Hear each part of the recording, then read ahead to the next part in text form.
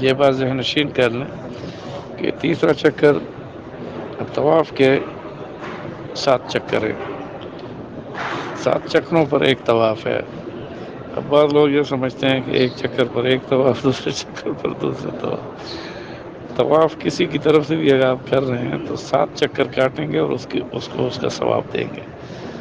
طواف زندہ اور مردہ کی طرف سے بھی کیا جا سکتا ہے۔ طواف اپنے مرحوم کے لیے تو زیادہ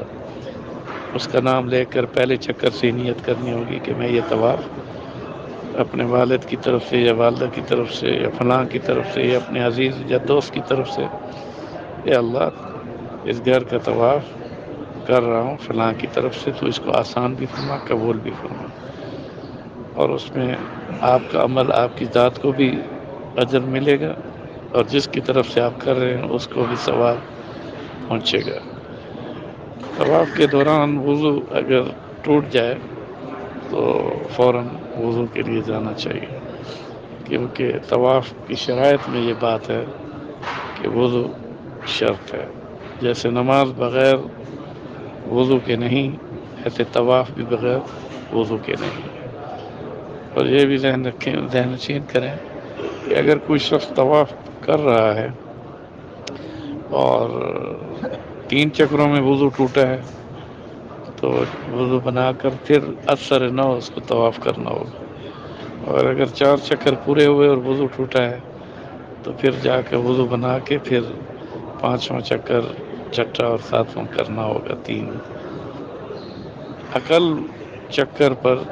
عقل سے مراد کم درجے، کم اگر عدد میں ہے 7 میں یعنی 3 ہے تو وضو کرنے کے بعد اثر نو پورا طواف کرنا ہوگا، اور اکثر چکر اگر کاٹ لیے ہیں تو 4تھا چکر ہو گیا ہے تو پھر وضو ٹوٹا ہے تو پھر دیر ہے کہ اس کو 5واں، 6واں اور 7واں وضو کے بعد وہ پورا کرنا ہوگا۔ بہرحال میں یاد کر رہا تھا کہ اب آپ جس وقت تیسرا چکر شروع کریں گے تو اس چکر میں اپنی ذات کو سامنے رکھیں۔ پہلا حق اللہ تعالیٰ کا کہ اس کی حمد و ثنا، اور دوسرا حق رسول اللہ صلی اللہ علیہ وسلم کا دوسرے چکر میں درود ابراہیمی۔ تو تیسرے چکر میں آپ کی اپنی ذات کا جو حق ہے وہ ہے توبہ، استغفار، استغفر اللہ استغفر اللہ استغفر اللہ، اور پھر روتے ہوئے،